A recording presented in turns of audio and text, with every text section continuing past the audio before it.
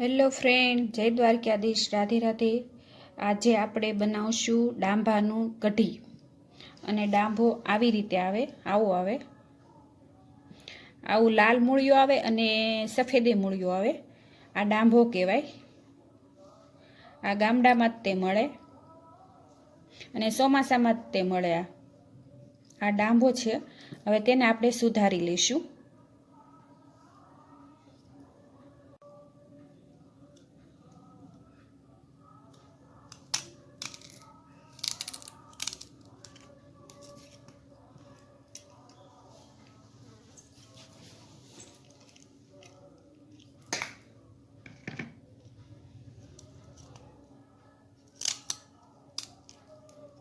આવી રીતે સરગવાની સેમ સુધારી લેવાના અને આવી સાલ આવે એ કાઢી લેવાની.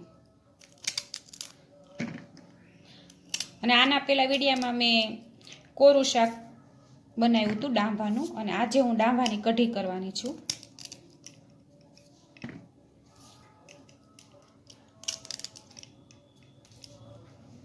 આ ડાંભાનું શાક સાતમના દિવસે ખાવાથી બહુ જ ફાયદો થાય છે.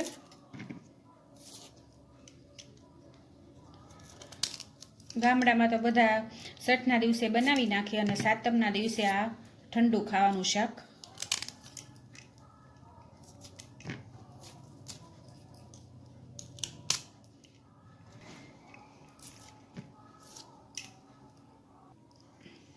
આપણો ડાંભો સુધારાઈ ગયો છે. હવે તેને આપણે બાફી લઈશું મીઠું ને હળદર નાખીને.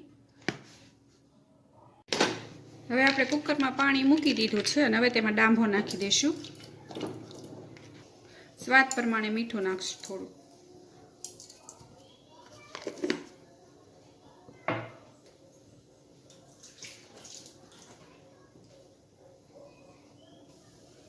થોડીક હળદર નાખશું.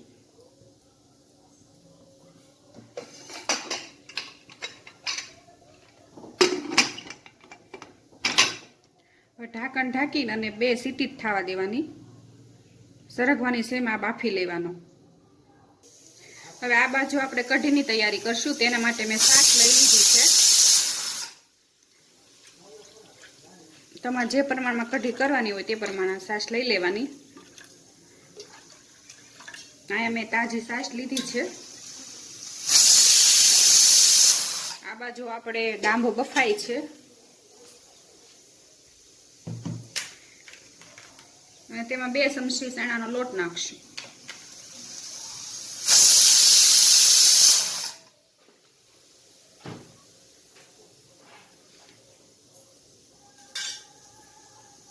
હવે તેને આ બધું મિક્સ કરી નાખશું.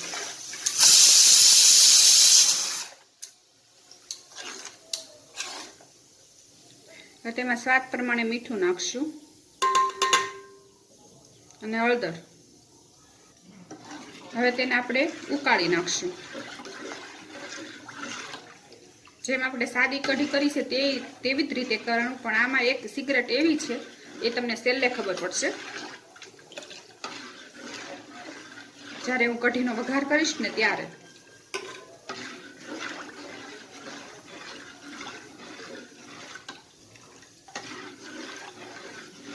આ કઢી મારા સાસુ બનાવે. મને નહોતી આવડતી, પણ મારા સાસુએ શીખવાડી છે મને.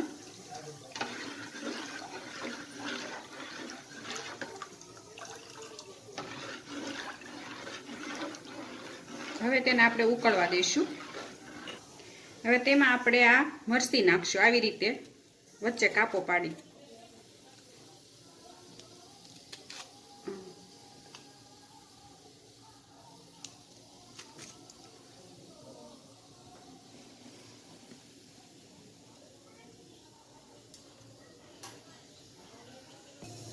અને ગોળ નાખશું.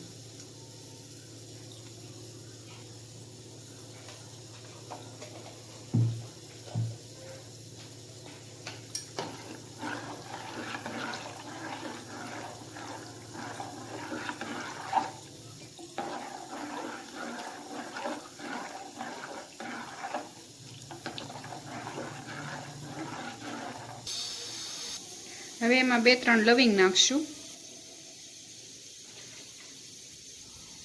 અને 2-3 તીખા નાખશું. અને લાલ મરચાં, આ તમાલપત્ર. આ વઘારમાં જ નખાય, પણ આનો વઘાર અલગથી કરવાનો છે, એટલે હું સ્વાદ માટે નાખું છું.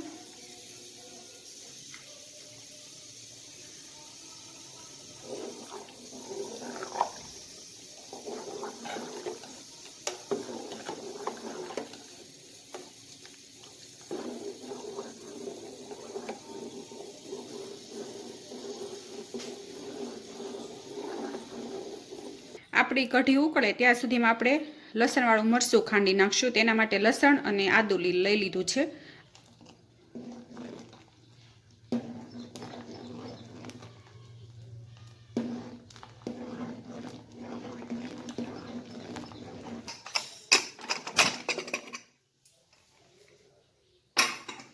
આપણો ડાંભોય પણ બફાઈ ગયો છે. હવે તેને કાઢી લેશું.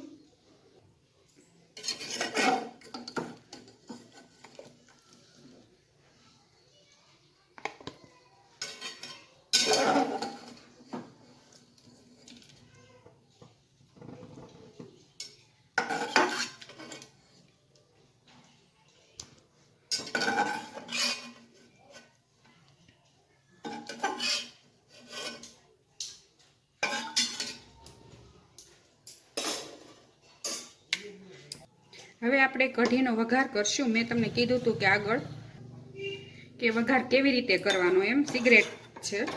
હવે તેમાં આપણે જે લસણ, આદું અને આ મરચું ખાંડ્યું હતું તે લઈ લેવાનું.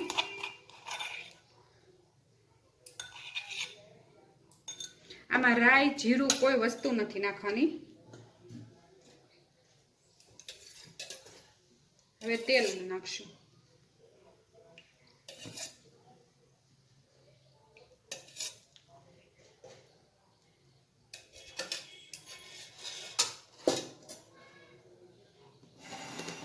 આ બાજુ આપણી કઢી પણ ઉકળી જ રહી છે.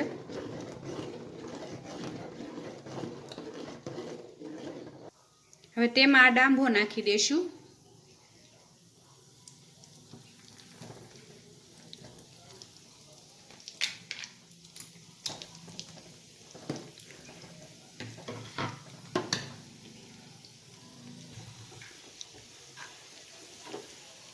અને આવી રીતે આ તેલ મરચું તૈયાર કરવાનું.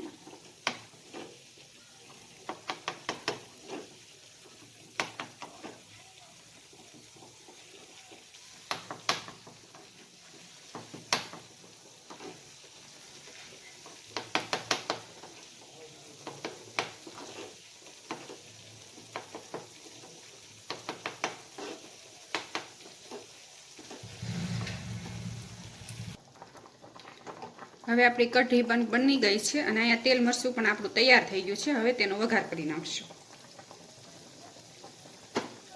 અને કઢીનો ગેસ પણ આપણે બંધ કરી દઈશું.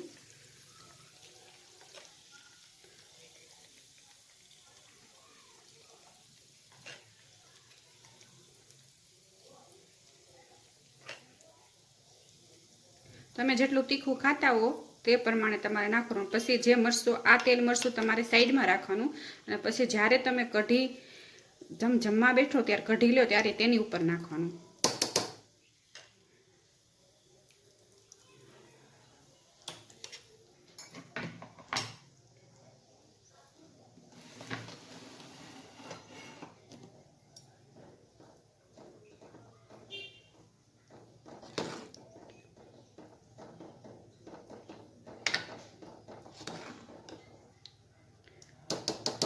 આપણી કઢીનો કેવો સરસ કલર આવ્યો તમે જોઈ શકો છો.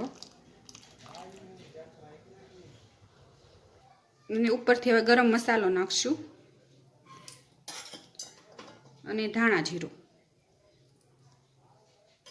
અને થોડી કસ્તુરી મેથી.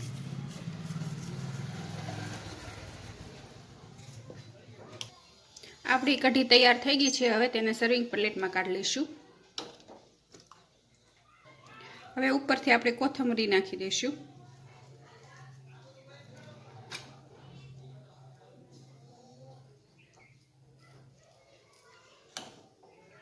આપણી કઢી તૈયાર છે.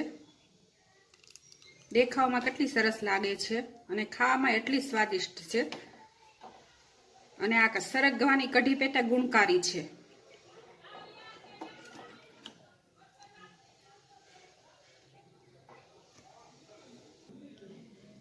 આપણી કઢી તૈયાર છે.